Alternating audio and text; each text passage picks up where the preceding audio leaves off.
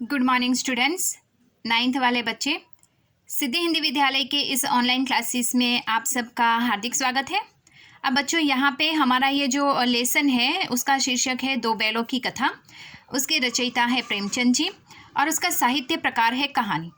प्रेमचंद का जीवन के बारे में भी हमारी चर्चा हो गई है। पाठ का सारांश भी मैंने आपको बता दिया। पाठ की शुरुआत हमारी हो चुकी है। सबसे पहले पाठ में हमने देखा कि यहाँ पे गधे की बात की गई है। जानवरों में गधा सबसे बुद्धिहीन प्राणी है ऐसा कहा जाता है और किसी इंसान के लिए भी ये गधे शब्द का प्रयोग किया जाता है। तो सच में कोई इंसान गधा ये जानवर नहीं होता है, लेकिन उसके इंसान की उसके कार्य को देखकर, उसकी प्रवृत्तियां को देखकर हम उसकी गधे के साथ तुलना करते हैं। कहने का मतलब गधा यानी बुद्धिहीन प्राणी। लेकिन यहाँ पे लेखक ने उसकी अलग से बात कही है कि गधा एक ऐसा जानवर है जो ना कभी रोता है ना हंसता है। उसका मालिक उसको सड़ी हुई घास खिलाता है, मारता है, पीटता है, घर से निकाल देता है, लेकिन फिर भी उसको कभी हमने दुख व्यक्त करते हुए नहीं देखा। तो इतना सहज और सरल होने के बाद भी हम उसके अच्छे स्वभाव को भी हम उसकी बुद्धिहीनता में गिनती करते हैं, तो ये गलत है। इसी के साथ साथ यहाँ पे भारतवासियों के बारे में बताया गया है। लेखक ने कहा है कि भारत के लोग चाहे अमेरिका में जाए या अफ्रीका में जाए, वहाँ ना तो वो लोग शराब पीते हैं, वहाँ के कायदे कानून का पालन करते हैं, वहाँ पे वो लोग ना अय्याशी करते हैं, वो अपने परिवार को देखकर वो वहाँ पे दो पैसे कमाने जाते हैं, ना झगड़ा फसाद करते हैं, किसी भी प्रकार का कोई बुरा बर्ताव नहीं करते, लेकिन फिर भी वो वहाँ बदनाम है। तो कहने का तात्पर्य ये है कि ऐसा नहीं है कि भारतवासियों को ईंट का जवाब पत्थर से देने नहीं आता है। वो ईंट का जवाब पत्थर से दे सकते हैं, लेकिन फिर भी वो ऐसा नहीं करते हैं। क्यों? क्योंकि वो वहाँ पे गए हैं तो अपने परिवार की एक जिम्मेदारी को लेकर गए हैं। अब बच्चों, यहाँ से थोड़ा और आगे बढ़ते हैं। लेकिन गधे का एक छोटा भाई और भी है जो उससे कम गधा है, और वह है बैल। जिस अर्थ में हम गधे का प्रयोग करते हैं, कुछ उसी से मिलते जुलते अर्थ है बछिया का ताऊ। बछिए का ताऊ यानी महामूर्ख का भी प्रयोग करते हैं। कुछ लोग बैल को शायद बेवकूफ़ों में सर्वश्रेष्ठ कहेंगे, मगर हमारा विचार ऐसा नहीं है। बैल कभी कभी मारता भी है, कभी कभी अड़ियल बैल भी देखने में आता है, और भी कई रीतियों से अपना असंतोष प्रकट कर देता है। अतएव उसका स्थान गधे से नीचा है। अब बच्चों, ये जो पंक्तियां हमने पढ़ी उसमें कहने का तात्पर्य ये है कि गधे को हम इंसान यहाँ पे बुद्धिहीन कहते हैं, लेकिन गधे से भी अगर महामूर्ख महागधा कोई है तो वो कौन सा जानवर है? बैल। बैल को बच्चे का ताऊ भी कहा जाता है। क्यों? उसका मतलब होता है महामूर्ख। बैल को ही क्यों महामूर्ख कहा जाता है? क्योंकि बैल में कभी कभी वो अड़ियल होते हैं, कभी बिना वजह के ही वो गुस्सा करने लगते हैं, कभी दौड़ने लगते हैं, कभी भागने लगते हैं। इसी वजह से बैल को यहाँ पे महामूर्ख कहा गया है। अब यहाँ पे हमारा ये जो बच्चों पूरा जो ये लेसन है ना, ये पूरा लेसन यहाँ पे बैलों के ऊपर ही है। अब बच्चों यहाँ से ध्यान दीजिएगा थोड़ा ज़्यादा, क्योंकि यहाँ से कहानी की शुरुआत होती है। अब यहाँ पर जूरी काची के दोनों बैलों का नाम था हीरा और मोती। बच्चों, हाथ में पेंसिल लीजिएगा, आपके पास किताब है तो उसमें अंडरलाइन कीजिए, नहीं है तो आप अपनी कॉपी में लिखिए, ठीक है। यहाँ पे जूरी काची ये किसान है, उसके दो बैल हैं। एक एक वाक्य में ये पूछा जा सकता है क्या नाम है उसका? हीरा और मोती। दोनों पछाई जाति के थे, दिखने में सुंदर, काम में चौकस, डील में ऊंचे। दिखने में यहाँ पे कैसे थे? पछाई यानी कि एक जानवरों की एक नस्ल। जानवर जो होते हैं वो तरह तरह के प्रजाति अर्थात नस्ल के होते हैं, अलग अलग नस्लों के होते हैं, ठीक है। तो वो दिखने में कैसे सुंदर से दिखते थे, काम में भी वो बहुत अच्छे काम करते थे, और वो डील में ऊंचे यानी कि उनका जो कद्रू मतलब उनका जो रूप था, अर्थात उनका जो जिस प्रकार से उनकी जो स्थिति थी वो काफ़ी अच्छी थी। बहुत दिन साथ रहते रहते दोनों में भाईचारा हो गया। दोनों आमने सामने थे, आसपास बैठते हुए एक दूसरे से मुख भाषा में विचार विनिमय करते थे। मुख भाषा यानी जानवर की भाषा हम नहीं समझ सकते, मुख यानी गूंगों की भाषा जिसमें शब्द नहीं होते हैं। विचार विनिमय यानी विचारों का आदान प्रदान करना।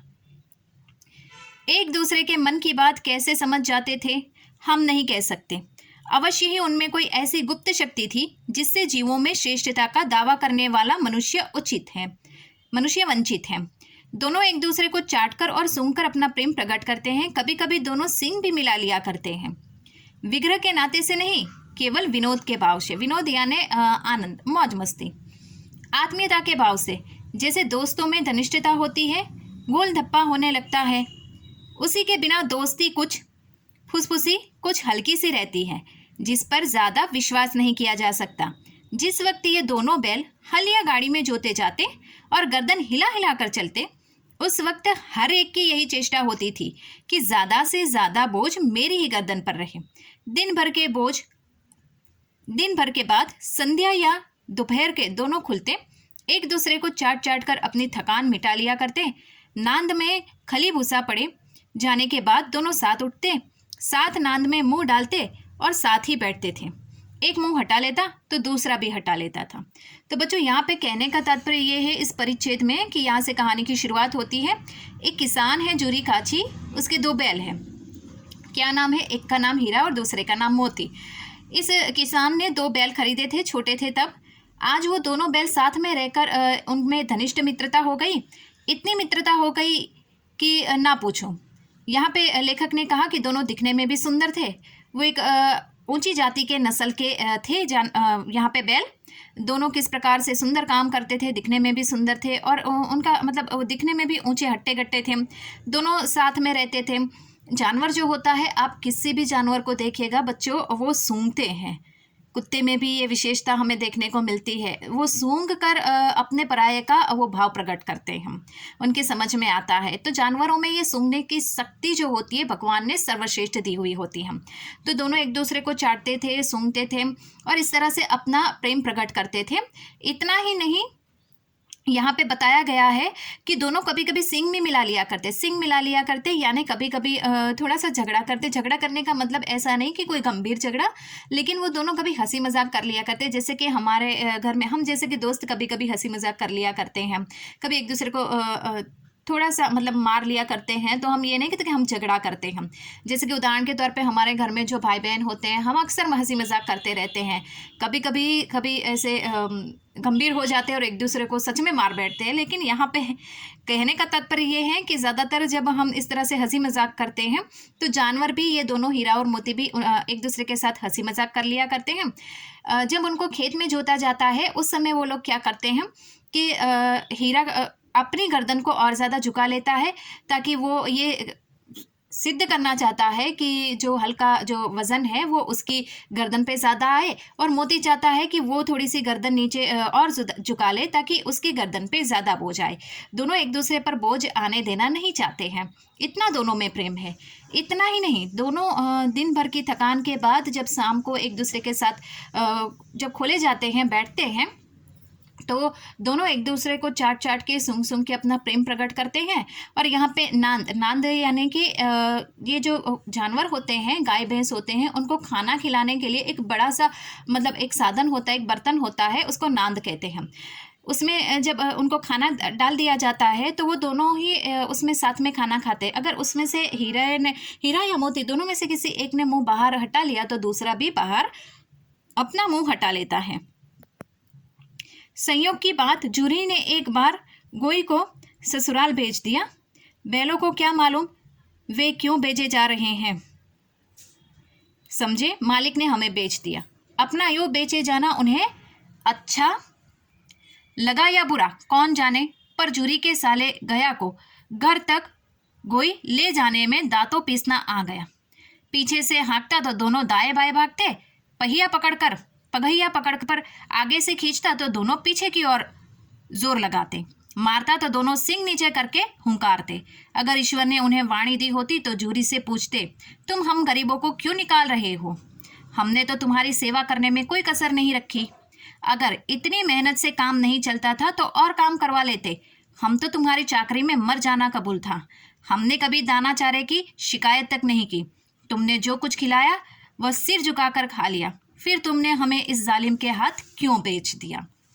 अब देखो बच्चों, यहाँ पे ये जो परिच्छेद हैं, ये परिच्छेद में क्या बताया गया है कि दोनों जो बैल है, एक दिन क्या होता है कि जूरी ने अपने जो मतलब ससुराल में जो गया नाम है उसका, अपने उसके साले का नाम गया है, उसको ये थोड़े समय के लिए ये बैल अपने पास रखने के लिए कहा। अब ये जो गया है वो अपने घर ये ले जाता है दोनों बैलों को। दोनों बैल क्या करते हैं, उनको ऐसा लगा कि हमारे मालिक ने हमें बेच दिया, इसके लिए वो नाराज़ हो जाते हैं, जाना नहीं चाहते। अब गया जो है दोनों को खींच खींच कर लेकर जाता है। कभी कभी क्या करते दोनों मतलब ठीक होकर बैठ जाते, कभी दाएं बाएं पैर भी नहीं हिलाते, कभी उनको सख्ती से मार मार कर ले जाया जाता तो दोनों हुंकारते, सींग नीचे कर देते और ज़ोर ज़ोर से हुंकारने लगते। दोनों बैलों को, हीरा और मोती को लगता है कि भगवान ने हमें अगर वाणी दी होती तो हम अपने मालिक से ज़रूर पूछते कि तुमने हमें क्यों बेच दिया। अगर तुम चाहते तो हमसे और ज़्यादा काम करवा लेते, हम कर लेते। हमने तुम्हारी सेवा करने में कोई कसर नहीं छोड़ी, तो आखिर तुमने हमें क्यों इस जालिम के हाथों बेच दिया। ऐसा कौन कहता है?